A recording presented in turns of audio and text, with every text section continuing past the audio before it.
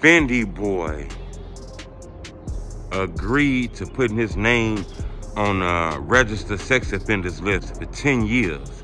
You know, that's real strong. I had an opportunity to talk to Fyndee Boyy. I interviewed him twice since these allegations. The first time the allegations came out, I interviewed him. Then he said the case was over with, went to jail again, all kind of shit. I interviewed him again. A lot of people say, Truth, you can't be interviewing this dude. He got shit going on. His name ain't right. You can't be around nobody doing weird stuff to kids and stuff. And I totally understand that. But see, in the culture, you got to understand, I want to give everybody an opportunity to speak, you know, because this guy was accused of shit. It was like a he say, she say shit at the moment. So I try to give everybody an opportunity to speak. But he kind of copped out to these charges. Hit the like button. We're going to talk about this. Gold on this video, 2,000 likes. You know, I'm not going to lie. I talked to Fyndee Boyy. He told me about this registered sex offenders list that he told me. And I didn't know he was going to be on this shit for 10 years. Or I didn't know he was going to take that shit, you know. I thought he was going to continue to keep fighting and shit like that because he claimed that he was innocent. He claimed that a girl, you know, his baby mama's sister made up lies on him. You know, she was angry with him for fucking with her or something like that or whatever the case. And she put these lies on him. That's what he told me, you know. And instead of judging him, I just gave him an opportunity because he wasn't convicted. You know, people throw these charges out. I didn't see people get charged of like freaky shit with kids, and it was just because a woman was bitter, wanted to dirty his name and shit like that. And I've also seen people charged with shit on kids, and they ass did that shit. You know, you can't be out here acting like the kids are lying and shit when kids are saying they was disturbed. But then again, people do coerce these kids. It was allegations of sex with a minor, allegations of an STD, allegations of multiple kids, all kind of shit like that. And for some reason, Fyndee Boyy's out. He's out of jail. You know, the crimes he was charged with, sex, intercourse, STDs, all kind of stuff. You'd think Fyndee would have been locked up for 30 or 40 years. Instead, he out on the street. So that kind of made it feel like maybe they didn't have a lot of evidence on Fyndee Boyy as the accusations claim, because if he giving people STDs, you know, he raping kids, he doing all kind of stuff like that, why is he out of jail already?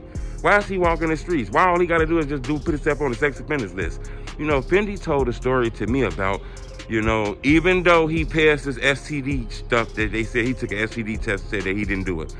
That's what he told me. I didn't see the paperwork, but he told me he passed the STD test. For all of this to be out, you know, for Fyndee Boyy to be home, I just thought that was very, very wild. Normally, a case like that, you'd be gone 25, 30 years. So I felt like maybe Fyndee had a point, because he was saying, look, the attorneys, the prosecutors were saying, we ain't got evidence to prove you did this, but why is this kid saying this shit about you, man? Why is this kid coming in my office telling me this shit about you? So they didn't just let it go. You know, that kind of made a little bit of sense when he kind of explained about how all these wild-ass charges on him, but they still let him home. You know, maybe, you know, this could have been a lying shit. But now Fyndee Boyy done copped out to this sexual offenders list, okay? He's going to be on this shit for 10 years. That's part of his plea deal to avoid jail. You know, you cop out when you feel like you can't beat these cases and shit. You know, you fuck around, go to trial, they give you 50 years, or you cop out and you take the sex offenders list and you come home and shit like that. So Fyndee Boyy kind of explained that to me.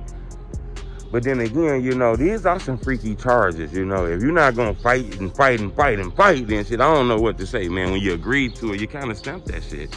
So at the moment, you know, Fyndee got a weird case. I can't be around him at the moment. I hit him up and I let him know, if you got a response, you know, to these, you know, statements that's out about you taking the sex offenders list, you respond, I'll post it, because I feel like I should give you a response. But as far as more interviews and doing things like that, I'm gonna have to stay away from Fyndee Boyy on that one, because his name is officially linked to shit, and you know, he agreed to it.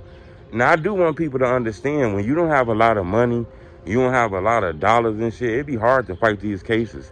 That's what the feds got. They make you cop out and shit like that. You know, so sometimes when you don't got a lot of money to fight this case, and the state acting like they're gonna keep pursuing it, you know, and all kind of shit like that, sometimes you have to cop out. But when it comes to some pedophilia, rape, child molestations, you gotta fight that to the end, man. You know, in my opinion. And I think Fyndee should have fought that. I do understand about things where if you fight shit, you will come, you know, you'll fuck around, go to jail if you lose, man. It's hard, especially when a kid is in the courtroom and the kid is telling the lawyers and telling the judge, he touched my booty. you know, you going to jail when they do that shit like that, you know, whether they coerced or not. So, in my opinion, I'm not here to judge, you know. Hopefully nothing happened to that kid, but the family's saying something happened to that kid. So, man, I pray for that kid mental. If something happened, I know that was very traumatic. But if it didn't happen, you know, unfortunately, Fyndee Boyy, I don't want you to be salty at me, but your name is linked to a weird case on some real stuff, you know. And I tried to give him an opportunity because I think a lot of people kind of blackball Fyndee. Fyndee didn't get an opportunity. People don't post his music. People don't do anything as far as content with him. They're not giving him presence on the internet anymore. And I thought, you know, me being a truth teller, I had to give him an opportunity to tell his truth, you know. It came out, we didn't heard everybody's side basically, but unfortunately, Fyndee Boyy has agreed to take 10 years to be on the registered sex offenders list. I'm not here to judge nobody. Like I always say, I try not to judge people. I don't know who your fucked up family was, who raised you. I don't know who your mom was. I don't know who your dad was. I don't know the life that you had growing up.